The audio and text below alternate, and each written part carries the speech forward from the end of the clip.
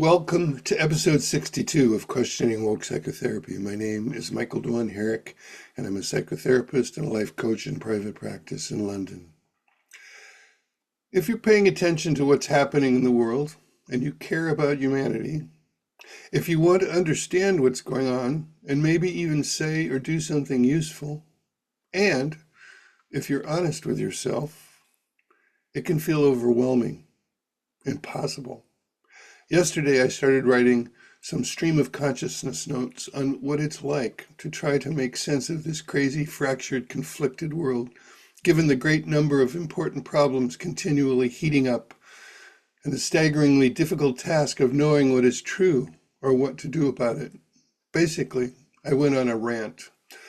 Rather than try to edit and shape my thoughts into something coherent and tame, I'm just going to share it as it came out. Maybe you can relate. Here goes. Our collective dilemma, our crises, the mess we're in. What is the truth? How can we formulate a valid opinion about any of these tangled, thorny issues? How can we know what is true, who to vote for, what to criticize and what to defend, who to trust, what to invest in, what horse to bet on, what to believe, what to do? Experts and authority. We used to trust experts and authorities more. Now, the truth is up for grabs. Everyone has their own truth. Feelings are the measure of truth. Postmodern skepticism about the very possibility of truth. Every truth claim merely a grab for power. Experts can be paid to say what those in power want people to believe. Everyone lies, or at least it's nearly impossible to detect who is lying and who is not. Bad enough that so-called experts lie to us. We lie to ourselves and to each other. Some liars know they are lying and why they are lying. Many, maybe most, don't even know we are lying. A set of lies for each situation we have a need to make sense of. Scapegoats make it easier. Lying is preferable to uncertainty or confusion. And if we do catch a glimpse of the truth, and if we dare to utter it out loud, what price do we pay at the hands of the vengeful liars? Maybe we think, probably unconsciously, that it's better not to know what cannot be said. There are many things we might want to know about the truth. Without blindly trusting experts, the media, the government, popular opinion, zealous advocates, political parties, our friends, and so forth, there are things that matter, and people argue about them. We want to know which side is right. Like what things do we want to know, for instance? COVID and vaccinations. Was there a lab leak? Are the vaccinations safe and effective? Climate change. Have we really studied and understood the science, or just believed what scientists say? Did Epstein kill himself? Israel and Palestine. Who's the bad guy? Who's the victim? How much is racism still a big problem? Is Trump really as bad as they say? Is Trump derangement syndrome a thing? Would Kamala Harris's presidency really be a good thing for the country? What are the pros and cons of mass immigration? What are the implications, good and bad, for AI? Was the justice system weaponized against Trump, or was the whole thing legitimate justice? Was Trump's would-be assassin a lone actor or part of a larger plot? Did Hunter Biden's laptop implicate his father in criminal activity? WPATH or the Cass report? Who should we believe? What do postmodernists really think? Is population decline something to worry about? Are we on the verge of civil war and World War III, or is that hyperbole? Was Brexit just stupid? Is drag queen story time for children a good thing? Is abortion murder? Has Marxism taken a long march through our institutions by morphing into a cultural variant, or is that just a boogeyman? Should trans women be allowed in biological women's spaces and athletic competitions? Is Tommy Robinson a dangerous far-right racist thug or a hero? How much should we trust Big Pharma? Has multiculturalism been successful? Is Islam a religion of peace?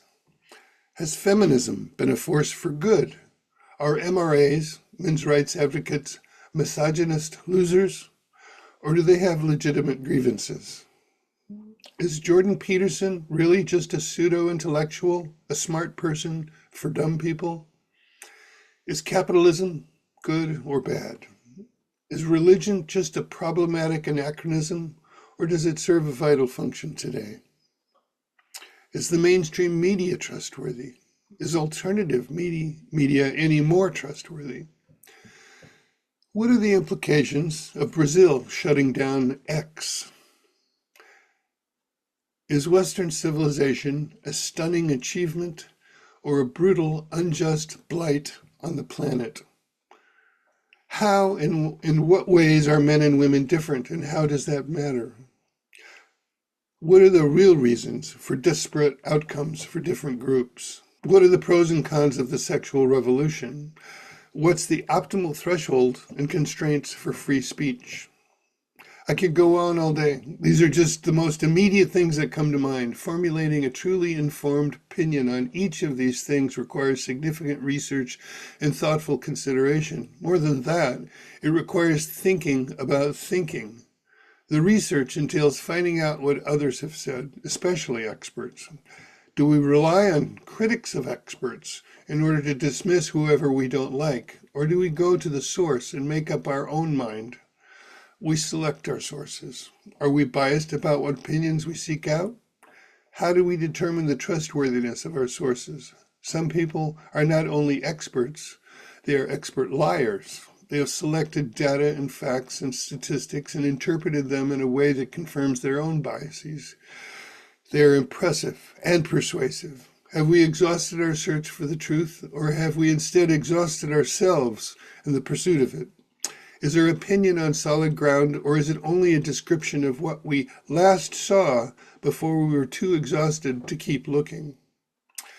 It's tempting, even compelling, to throw up our hands and abandon the search for answers to our questions. Or perhaps, even more dangerously, we might simply subscribe and conform to some tribal narrative or ideology that provides answers to our questions, answers provided by a tribal cadre of lying experts. How do we know we're not doing that? I may be the one having a rant right now, but this dilemma is not just mine. It's all of ours. I don't care how smart or clever or educated you are.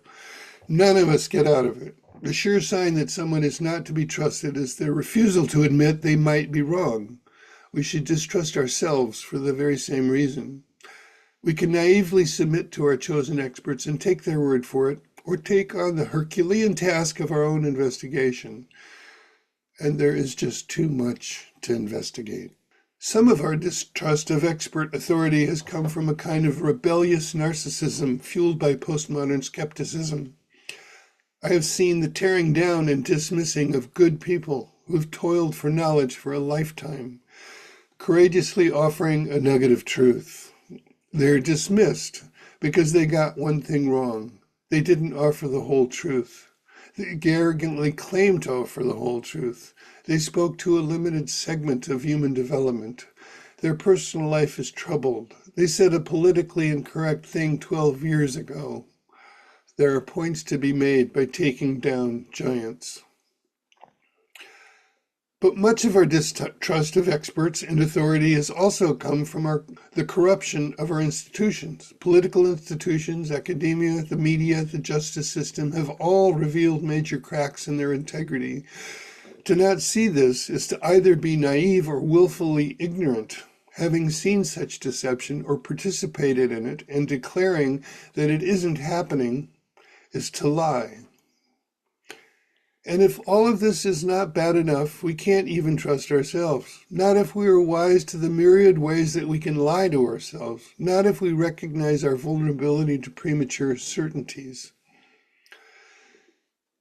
It's tempting to simply quit asking questions, to take a detour off the path of truth, to keep our heads down, attend to the demands of our immediate life, earn money, pay bills, take vacations and holidays, pursue a hobby, make ourselves presentable, party with our friends, fulfill our immediate responsibilities, get drunk, stoned, high, take refuge in pleasure, and hope the whole show doesn't lunge over the cliff before we die. After all, which lemming can stop the stampede?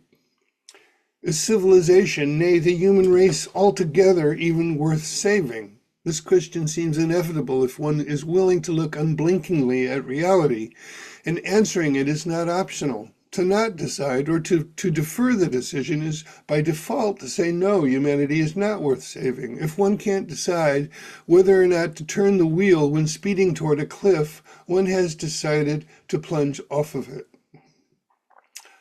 I would rather try and fail than be swept passively along. I would rather pay the price and risk that the merchandise never gets sent. Maybe I will never penetrate the veil concealing the truth. Maybe I will remain mesmerized by lies, but I can at least make the effort to know and take the risk of telling the truth. That much I can do. What about you? What path will you take? The path of naivety? The path of cynicism? Or the rugged uphill path to truth? If you liked this video, you know what to do. Please take a moment to do it. Go ahead.